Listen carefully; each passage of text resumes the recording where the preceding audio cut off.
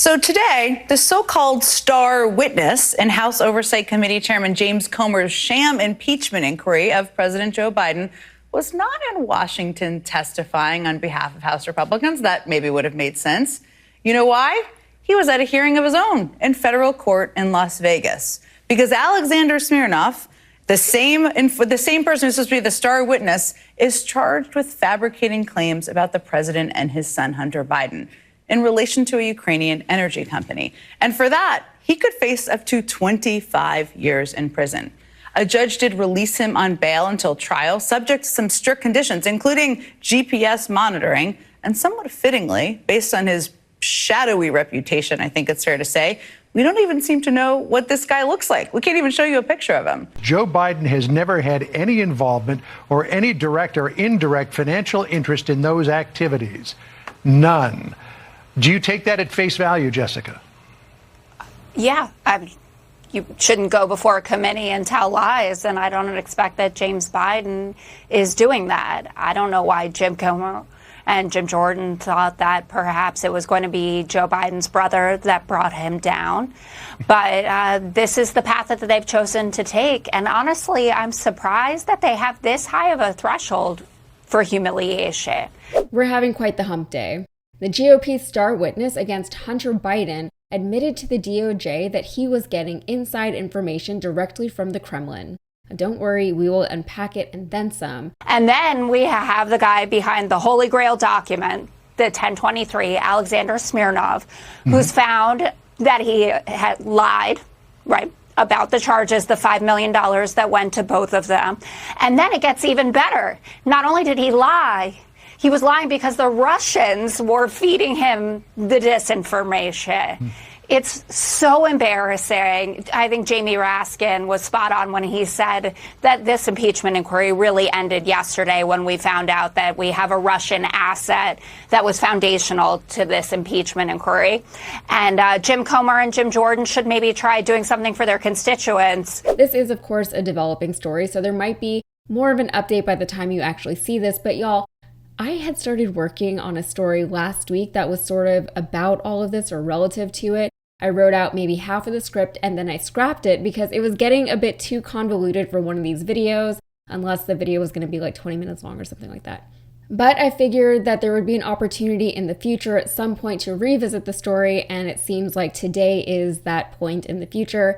And admittedly, the story is now even more convoluted than it was a week ago. So the story from last week that I was going to cover was about Tony Bobulinski, a GOP witness against Hunter Biden, who was found to have ties with a Russian oligarch.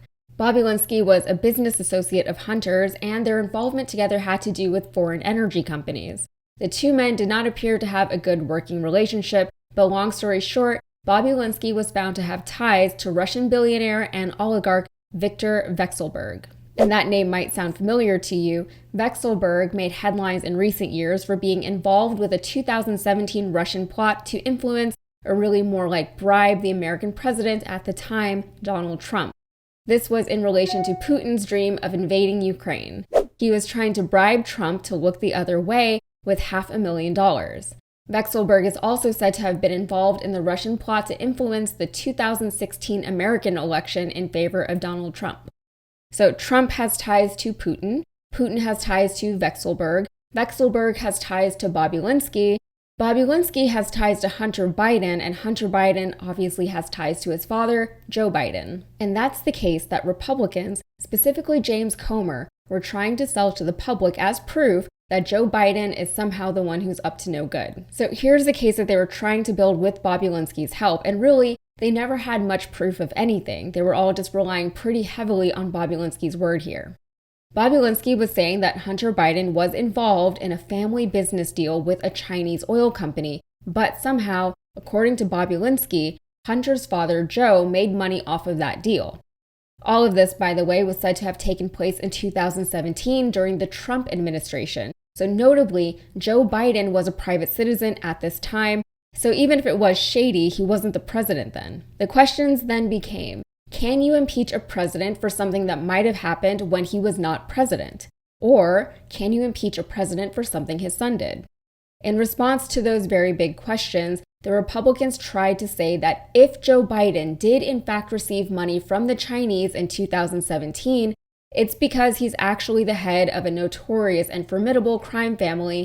In other words, the Republicans would like you to believe, without seeing any credible supporting evidence, that this was not an isolated incident that occurred in 2017.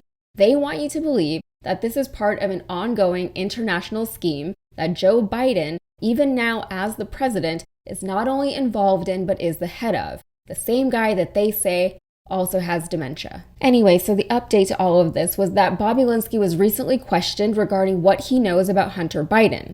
Democratic Representative Jamie Raskin, who was on the House Oversight Committee, wrote a 9-page letter to Bobby Linsky's attorney and to James Comer that the interview was, quote, chaotic to the point of burlesque, as he repeatedly yelled, shouted, filibustered, and hurled outlandish and baseless accusations and insults against Democratic members and staff. Bobby Linsky also begrudgingly acknowledged his support of and ties to Donald Trump and the Trump campaign, despite his claims all along that he was non-political. Okay, so now we have Alexander Smirnov. Smirnov was an FBI informant who has just been arrested for lying about Hunter Biden's involvement in Ukraine. He also admitted that the disinformation he was peddling came directly from the Kremlin, confirming that he has had contact with foreign intelligence agents that were both, quote, extensive and extremely recent, as recent, in fact, as December 2023. Prosecutors said Smirnov was, quote, actively peddling new lies that could impact U.S. elections, and that, quote, Smirnov admitted that officials associated with Russian intelligence were involved in passing a story about business person 1. Business person 1 is Hunter Biden. Smirnov has since been released from custody and is considered by prosecutors to be a potential flight risk. He has been charged with lying to the FBI and creating false records. So all of this reflects really, really poorly on not just James Comer, but on all of the Republicans who supported him and his impeachment efforts without seeing any evidence against the president. A clip of Republican Representative Jim Jordan endorsing Smirnov last month has also resurfaced on X, with Jordan referring to Smirnov as a, quote, highly credible, confidential human source. He also called the Smirnov intel, quote, the most corroborating evidence we have. This impeachment inquiry was already such a long shot for Republicans in terms of building a legitimate case against Joe Biden. They've spent tons of time, tons of money, and tons of congressional manpower on this when they could have been actually governing. And even with their special investigative committees, they have come up impressively empty-handed. This pre-presidential father-son tie-in attempt was their best effort, which is already embarrassing, but it relied almost entirely on witness testimony. That is why the Republicans had to keep telling us how credible and trustworthy these witnesses were. You just heard from Jim Jordan, but James Comer also referred to Bobby Linsky as, quote, the one solid guy that tried to do the right thing and was honest. We talked about this before, you guys. Show me, don't tell me. Show me the evidence. Don't just tell me that these guys are trustworthy. Anyway, all of this stuff has been going on for so long. Remember, this was what Trump was impeached over the first time he got impeached. It's also sort of ironic that Trump is the one who got impeached for anything relative to any of this, not Joe Biden.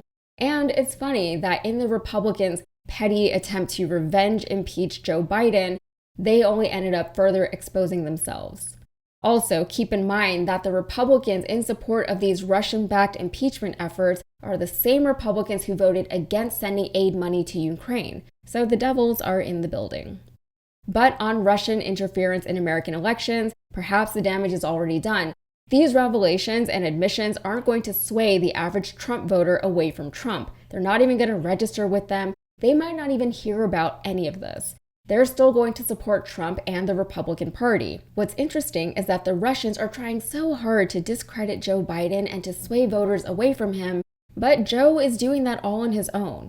He just asked for $105 billion to send to both Ukraine and Israel, bundling those two as if they're on the same side of anything, and the U.S. continues to be the dissenting voice against an immediate ceasefire in Gaza, something that the majority of people, not just in the U.S. but around the world, support, specifically Democratic voters. If Joe loses this election, a strong case could be made that he would have done it to himself. All right, that's it for me. If you got anything out of this, please like the video, subscribe to the channel, and check out my podcast, Modern Context. Thanks.